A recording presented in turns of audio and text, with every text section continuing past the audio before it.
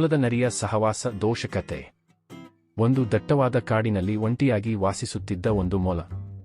ಈ ಮೊಲವು ತುಂಬಾ ಸರಳ ಮನಸ್ಸಿನದಾಗಿತ್ತು. ತನ್ನ ದಿನನಿತ್ಯದ ಕೆಲಸವಾದ ಗುಂಡಿಗಳನ್ನು ತೋಡುವುದು, ಆಹಾರವನ್ನು ಸಂಗ್ರಹಿಸುವುದು ಮತ್ತು ಕಾಡಿನ ಸಣ್ಣ ಪುಟ್ಟ ಜೀವಿಗಳೊಂದಿಗೆ ಸನ್ನಾದಿಯಾಗಿ ಬದುಕುವುದು ಇದರ ಜೀವನದ ರೀತಿಯಾಗಿತ್ತು. ಆದರೆ ಮೊಲಕ್ಕೆ ಒಂದು ಕೊರತೆಯಿತ್ತು, ಅದು ತುಂಬಾ ಬೋಳೆಯಾಗಿತ್ತು. ಯಾರನ್ನಾದರೂ ತಕ್ಷಣವೇ ನಂಬಿಬಿಡುತ್ತಿತ್ತು. ಈ ಗುಣವೇ ಒಂದು ದಿನ ಅದರ ತೊಂದರೆಗೆ ಕಾರಣವಾಯಿತು. ಒಂದು ದಿನ ಕಾಡಿನಲ್ಲಿ ತಿರುಗಾಡುತ್ತಿದ್ದಾಗ ಮೊಲಕ್ಕೆ ಒಂದು ನರಿಯು ಸಿಕ್ಕಿತು. ಈ ನರಿಯು ತುಂಬಾ ಚತುರವಾಗಿತ್ತು. ಕಾಡಿನ ಎಲ್ಲ ಜೀವಿಗಳಿಗೂ ಇದರ ಕುತಂತ್ರದ ಬಗ್ಗೆ ಗೊತ್ತಿತ್ತು. ಆದರೆ ಮೊಲಕ್ಕೆ ಈ ವಿಷಯ ತಿಳಿದಿರಲಿಲ್ಲ. ನರಿಯು ಮೊಲವನ್ನು ಕಂಡು ತಕ್ಷಣವೇ ತನ್ನ ಮನಸ್ಸಿನಲ್ಲಿ ಒಂದು ಯೋಜನೆಯನ್ನು ರೂಪಿಸಿತು. ಈ ಸರಳ ಮೊಲವನ್ನು ನನ್ನ ಲಾಭಕ್ಕೆ ಬಳಸಿಕೊಳ್ಳಬಹುದು ಎಂದು ಯೋಚಿಸಿತು. ನರಿಯು ಮೊಲದ ಬಳಿಗೆ ಹೋಗಿ ಮಧುರವಾದ ಧ್ವನಿಯಲ್ಲಿ, ಓ ಮೊಲ ಸಹೋದರ, ನಿನ್ನನ್ನು ಇಲ್ಲಿ ಭೇಟಿಯಾದದ್ದು ನನ್ನ ಅದೃಷ್ಟ. ನೀನು ತುಂಬಾ ಕೆಲಸಗಾರ ಮತ್ತು ಒಳ್ಳೆಯ ಮನಸ್ಸಿನವನೆಂದು ಕಾಡಿನಲ್ಲಿ ಎಲ್ಲರೂ ಹೇಳುತ್ತಾರೆ. ನಾನು ನಿನ್ನ ಜೊತೆ ಸ್ನೇಹ ಮಾಡಲು ಬಂದಿದ್ದೇನೆ ಎಂದಿತು. ಮೊಲಕ್ಕೆ ಈ ಮಾತುಗಳು ತುಂಬಾ ಸಂತೋಷ ತಂದವು. ನರಿ ಸಹೋದರ, ನೀನು ನನ್ನನ್ನು ಸ್ನೇಹಿತನನ್ನಾಗಿ ಆರಿಸಿಕೊಂಡಿದ್ದಕ್ಕೆ ಧನ್ಯವಾದ. ನಾನು ಕಾಡಿನಲ್ಲಿ ಒಂಟಿಯಾಗಿದ್ದೇನೆ. ಈಗ ನಿನ್ನ ಸ್ನೇಹ ನನಗೆ ಸಿಕ್ಕಿತು ಎಂದು ಭಾವುಕವಾಗಿ ಹೇಳಿತು.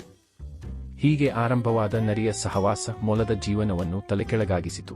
ನರಿಯು ಮೊಲದ ಬೋಳತನವನ್ನು ತನ್ನ ಲಾಭಕ್ಕೆ ಬಳಸಿಕೊಳ್ಳಲು ಆರಂಭಿಸಿತು. ಮೊಲವು ತನ್ನ ಗುಂಡಿಗಳಲ್ಲಿ ಸಂಗ್ರಹಿಸಿಟ್ಟ ಆಹಾರವನ್ನು ನರಿಯೊಂದಿಗೆ ಹಂಚಿಕೊಳ್ಳತೊಡಗಿತು.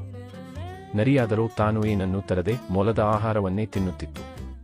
ನಾಳೆ ನಾನು ಒಂದು ದೊಡ್ಡ ಔತಣಕೂಟವನ್ನು ತಂದುಕೊಡುತ್ತೇನೆ ಎಂದು ಸುಳ್ಳು ಭರವಸೆಯನ್ನು ಕೊಡುತ್ತಿತ್ತು. ಆದರೆ ಆ ದಿನ ಎಂದಿಗೂ ಬರಲಿಲ್ಲ. ಕೆಲವು ದಿನಗಳ ನಂತರ ನರಿಯು ಮೊಲಕ್ಕೆ ಒಂದು ದೊಡ್ಡ ಯೋಜನೆಯನ್ನು ಸೂಚಿಸಿತು.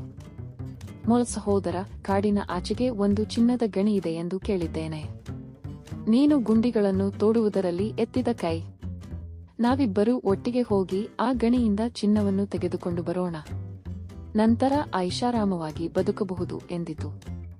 ಮೊಲಕ್ಕೆ ಈ ಯೋಜನೆಯು ತುಂಬಾ ಆಕರ್ಷಕವಾಗಿ ಕಾಣಿಸಿತು. ನರಿ ಸಹೋದರ, ನೀನು ನಿಜವಾಗಿಯೂ ನನ್ನ ಒಳಿತಿಗಾಗಿ ಯೋಚಿಸುತ್ತೀಯಾ? ಒಪ್ಪಿದೆ, ನಾವು ಈ ಕೆಲಸವನ್ನು ಮಾಡೋಣ ಎಂದಿತು. ಇಬ್ಬರೂ ಕಾಡಿನ ಆಚೆಗೆ ಚಿನ್ನದ ಗಣಿ ಎಂದು ನರಿಯು ಹೇಳಿದ ಸ್ಥಳಕ್ಕೆ ಹೊರಟರು. ಆದರೆ ಅಲ್ಲಿ ಚಿನ್ನದ ಗಣಿಯೇ ಇರಲಿಲ್ಲ. ಅದು ಕಾಡಿನ ರಾಜನಾದ ಸಿಂಹದ ಗುಹೆಯ ಬಳಿ ಇರುವ ಒಂದು ಗುಂಡಿಯಾಗಿತ್ತು. ನರಿಯ ಯೋಜನೆಯೇ ಬೇರೆಯಾಗಿತ್ತು. ಒಂದು ವೇಳೆ ಸಿಂಹವು ಕೋಪಗೊಂಡರೆ ಮೊಲವನ್ನು ಬಲಿಕೊಟ್ಟು ತಾನು ತಪ್ಪಿಸಿಕೊಳ್ಳಬಹುದು ಎಂದು ಯೋಚಿಸಿತ್ತು. ಮೊಲವು ಗುಂಡಿಯನ್ನು ತೋಡಲು ಆರಂಭಿಸಿತು. ಆದರೆ ಆ ಶಬ್ದಕ್ಕೆ ಸಿಂಹವು ಎಚ್ಚರಗೊಂಡಿತು. ಯಾರು ನನ್ನ ಗುಹೆಯ ಬಳಿ ಗದ್ದಲ ಮಾಡುತ್ತಿದ್ದಾರೆ ಎಂದು ಗುಂಡಿಯ ಬಳಿಗೆ ಬಂದಿತು. ಸಿಂಹವನ್ನು ಕಂಡ ತಕ್ಷಣ ನರಿಯು, ರಾಜನೇ, ಈ ಮೊಲವು ನಿಮ್ಮ ಗುಹೆಯನ್ನು ಕದಿಯಲು ಬಂದಿತ್ತು. ನಾನು ಇದನ್ನು ತಡೆಯಲು ಬಂದೆ ಎಂದು ಸುಳ್ಳು ಹೇಳಿ ಓಡಿಹೋಯಿತು. ಸಿಂಹವು ಕೋಪಗೊಂಡು ಮೊಲವನ್ನು ಗದರಿಸಿತು. ನೀನು ನನ್ನ ಗುಹೆಯನ್ನು ಕದಿಯಲು ಬಂದಿರುವೆಯಾ ಎಂದು ಕೇಳಿತು. ಮೊಲವು ಭಯದಿಂದ ನಡುಗುತ್ತಾ, ರಾಜನೇ, ನಾನು ನರಿಯ ಮಾತನ್ನು ನಂಬಿ ಇಲ್ಲಿಗೆ ಬಂದೆ.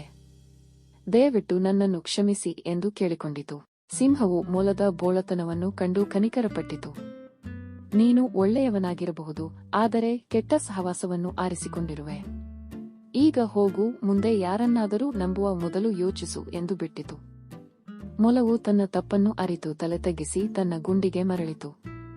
ಆ ದಿನದಿಂದ ಅದು ಯಾರನ್ನಾದರೂ ಸ್ನೇಹಿತರನ್ನಾಗಿ ಮಾಡಿಕೊಳ್ಳುವ ಮೊದಲು ಚೆನ್ನಾಗಿ ಯೋಚಿಸುತ್ತಿತ್ತು. ನರಿಯ ಕುತಂತ್ರದಿಂದ ತಪ್ಪಿಸಿಕೊಂಡಿದ್ದರಿಂದ ಅದು ತನ್ನ ಅದೃಷ್ಟಕ್ಕೆ ಧನ್ಯವಾದವನ್ನು ಕೊಟ್ಟಿತು. ತಾತ್ಪರ್ಯ: ಕೆಟ್ಟ ಸಹವಾಸವು ಒಳ್ಳೆಯವರನ್ನು ಕೆಡಿಸಬಹುದು. ಯಾರೊಂದಿಗೆ ಸ್ನೇಹ ಮಾಡಬೇಕೆಂಬುದನ್ನು ಆಯ್ಕೆ ಮಾಡುವಾಗ ಎಚ್ಚರಿಕೆಯಿಂದಿರಬೇಕು.